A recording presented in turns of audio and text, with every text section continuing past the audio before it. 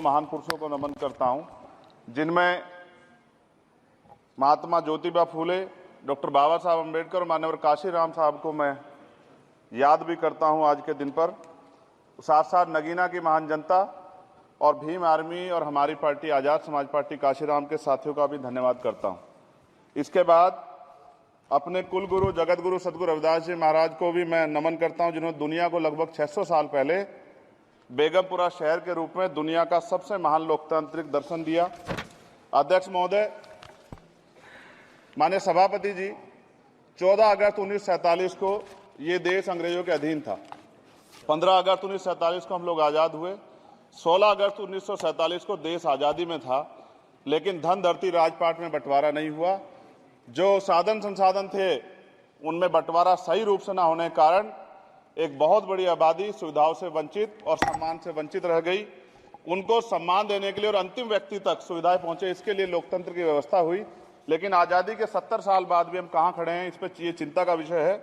मैं मानता हूं कि सामाजिक न्याय तभी होगा माननीय सभापति जी, जब जातीय जनगणना पूरी होगी और जातीय जनगणना कराई जाएगी और साथ साथ संख्या के आधार पर आरक्षण जो है वंचित वर्गों का बढ़ाया जाएगा।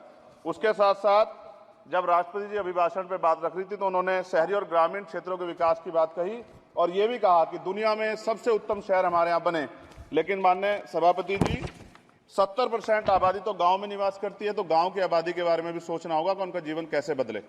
माननीय सभापति जी, उच्च शैक्षणिक संस्थानों में बहुजन समाज के जो छात्र हैं उनके साथ कास्ट एट्रोसिटी हो रही है, निरंतर उनकी हत्या हो रही है। साथ साथ जो सरकारी कर्मचारी हैं दफ्तरों में, उनके साथ भी जो SC ST OBC और मुस्लिम और अन्य धार्मिक अल्पसंख्यक है उनके साथ भी माननीय सभापति जी जातिगत और धार्मिक जो है शोषण किया जा रहा है।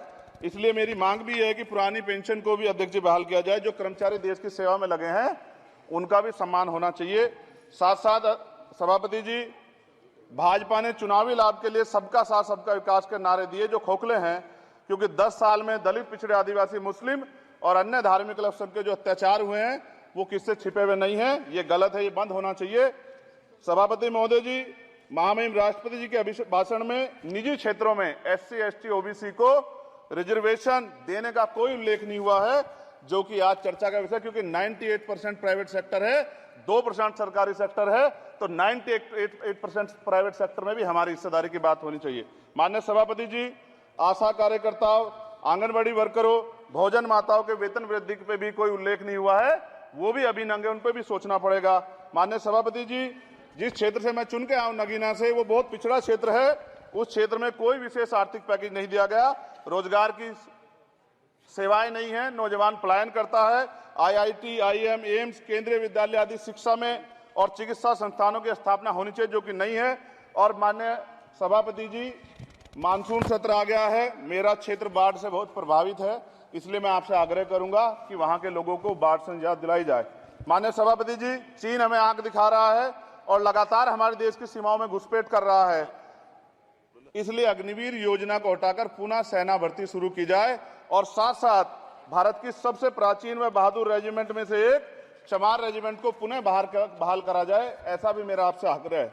माननीय सभापति जी, पिछले सारे प्रधानमंत्रियों ने मिलकर जितना कर्ज लिया है उससे दुगना कर्ज हमारे वर्तमान के प्रधानमंत्री जी ने लिया है। किसान अगर अपना कर्ज माफ कराने के लिए जाता है तो लाठी झेलनी पड़ती है, जबकि सरकार ने धन्ना सेठों का 15 लाख करोड़ रुपया माफ किया है। इस ओर हमें ध्यान देना पड़ेगा, हमारी आने वाली पीढ़ियों को ये कर्ज चुकाना पड़ेगा। माननीय सभापति महोदय जी, किसानों को MSP की लीगल गारंटी तथा किसानों का कर्ज माफ होना चाहिए। साथ साथ 2 अप्रैल 2018 को SC ST के बच्चों पे बहुत बड़े पैमाने पे मुकदमे लगे थे, वो हमारी लड़ाई सही थी, ये सुप्रीम कोर्ट ने माना और बाद में सरकार ने माना, वो मुकदमे तुरंत वापस होने चाहिए। माननीय सभापति जी, प्रेस जो है उस पर भी शिकंजा कसा जा रहा है।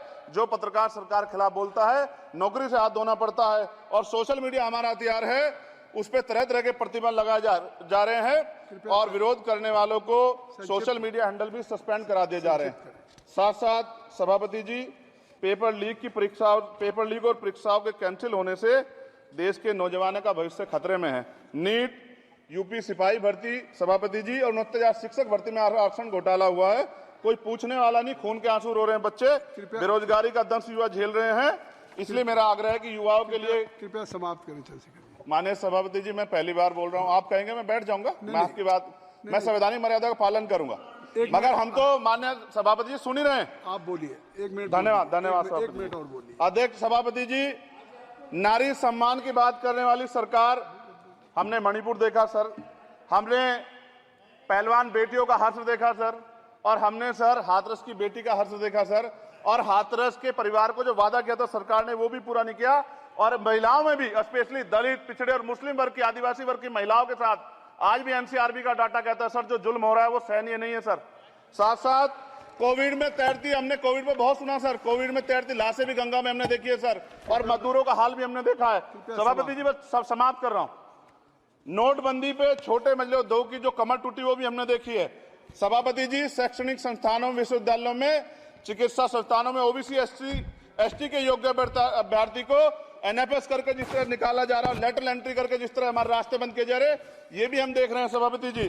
साथ साथ मेरा ये कहना है सर, ये सबका इशू है कि प्राइवेट कर्मचारी सर और सरकारी भी कई जगह पे 8 से ज्यादा घंटों से काम करते हैं, और उनको जब सर उचित वेतन भी नहीं मिलता, तो न्यूनतम वेतन 20,000 रुपए तय हो और 24 घंटे की ड्यूटी। उदाहरण के तौर पे यूपी पुलिस सर बहुत पूरा काम करते हैं वो लोग, वो राज्य के विषय हैं। आप सर मैं आपके राज्य सरकार के लिए भी आपके संज्ञान में डाल रहा हूं। विषय सर पुलिस सब जगह है सर, लेकिन सवाल ये है सर, बहुत पसीना बातें हैं, 8 घंटे की ड्यूटी और वेतन विसंगति, बॉर्डर स्कीम से उनको जो है बाहर किया जाए। माननीय सभापति जी, 1 मिनट चाहिए सभापति जी। राष्ट्रपति जी ने धर्म के बारे में बात की थी, राम मंदिर से पहले हमारे गुरुघर तुगलकाबाद का फैसला आया था राष्ट्रपति जी, वो सभापति जी अभी तक दिल्ली में स्थित सदगुरु रविदास जी महाराज का गुरुघर नहीं बना। साथ साथ सभापति जी, अपनी बात को खत्म करते हुए मैं आपसे कहना चाहता हूं कि जितना देश दूसरों का है सर, इतना हमारा भी है। हम मरने के लिए पैदा नहीं हुए, जो चाहता है हमारी हत्या कर देता है। मूछें रखने पे, घोड़ी पे बैठने पे, मटकी छूने पे हमारी हत्या हो रही है। क्या बदला है सर 70 साल बाद भी? दलित, पिछड़े, मुसलमानों पे हिंसा नहीं रुक रही है सर। मेरा